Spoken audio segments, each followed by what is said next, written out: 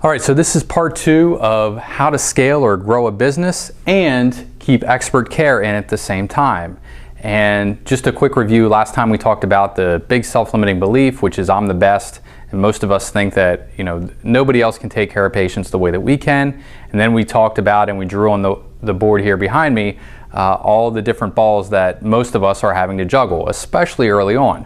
Well, if you've ever heard of the 4 levels of private practice PT that we talk about, this is really important, and it becomes relevant when we're trying to outsource or when we're trying to turn over juggling some of the balls within the organization and handing them over to somebody else.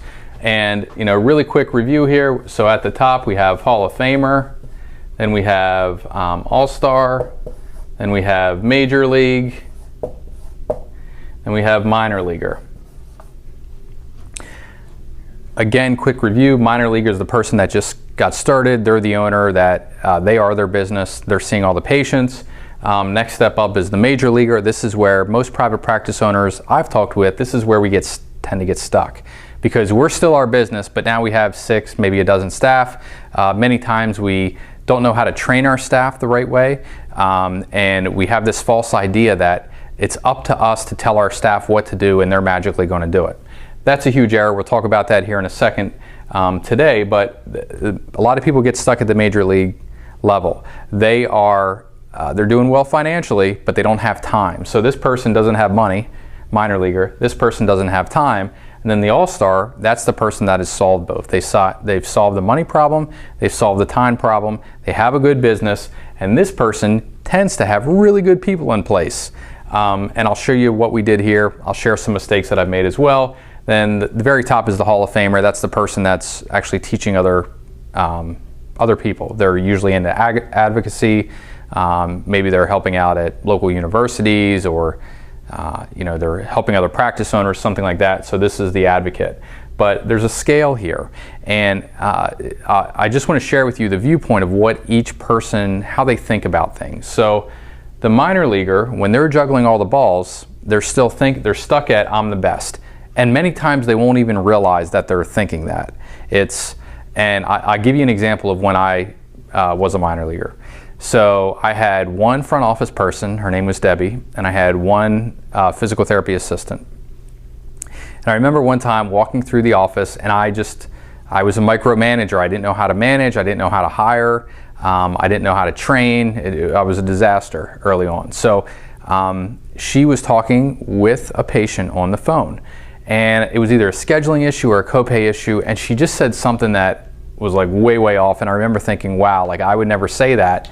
And I actually just said, give me the phone, I'll talk with the patient. Disaster, like not good. She handed me the phone and I handled it, and yeah, guess what? I knew something better to say than what she said, but it completely disempowered her.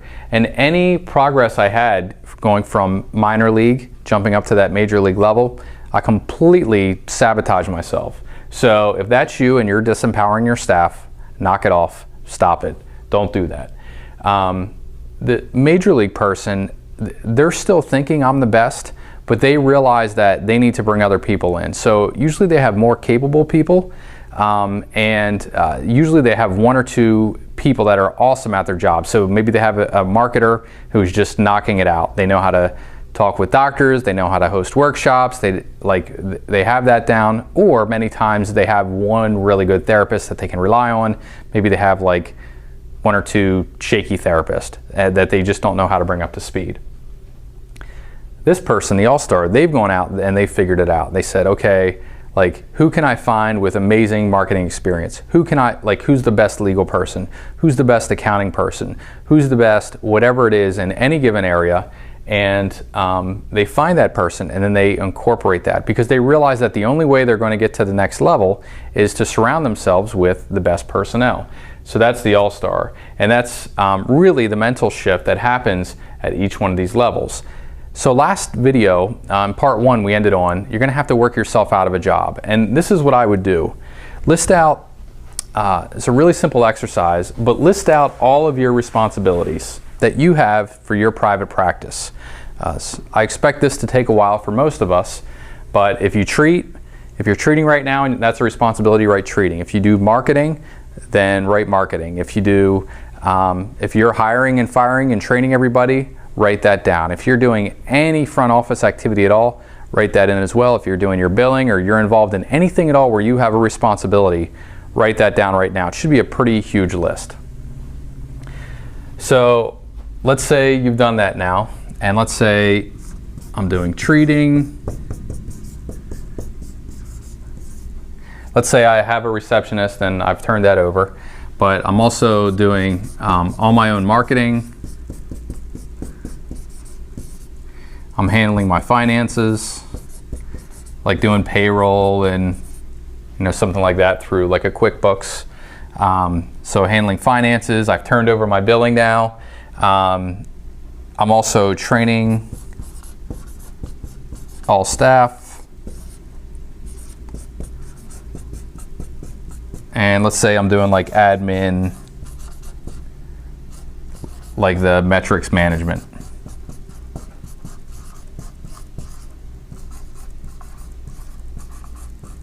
Okay, so here's 5 responsibilities. Oh, let me throw in another really obvious one here. I talk with a lot of therapists that like every Friday they're cleaning their own facility, cleaning the bathroom, stuff like that. So let's just say we're cleaning. Well, I'm not sure if this is an urban legend or not, but there's a rumor that the first question that they ask in Harvard Business School is if Bill Gates of Microsoft, the multi-billionaire, if he's walking down the hallway and he sees a $100 bill laying on the ground, does he stop to pick it up? The obvious answer is no, because his time is worth more than $100 a second within the marketplace, and that might seem sick or unreal, but that's, if you calculate it out, it's worth significantly more than that. So it's not worth his while to stop and pick up $100 bills that are laying on the ground. He has more things that are more valuable to do with his time. And it's the same thing here. So within your practice, where are you the most valuable? Long ago, so when I did some soul searching in the early 2000s, I really was drawn to marketing. That got me jazzed up. I loved to study marketing. I was reading marketing books at night and early in the morning and over lunch. Like I've always had this thing for marketing. It fascinates me, so I studied it. This did not. I've done a lot of Con Ed over the years, and really quick, what we decided to do is just go out and hire the best physical therapist. Much easier to do. I knew that evidence-based practice, at least for us, and the way that I'm interpreting that, and I'm not going to get into like any sort of argument or detail with that right now, but I saw evidence-based practice coming in the future, and this is back like in 2004, 2005, and we just went out and we found the best evidence-based PTs. So I started turning the responsibility over for this long ago.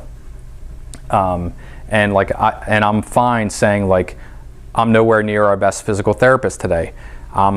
Good. People like to work with me. I'm good. My name's on the building, all that stuff. But I mean, Mike Gilbert, who is my partner over at Gilbert Physical Therapy, is so ahead of me with regard to technical skill. And I don't even pretend anymore that I'm the best. I know he's fantastic. He has trained most of our physical therapists.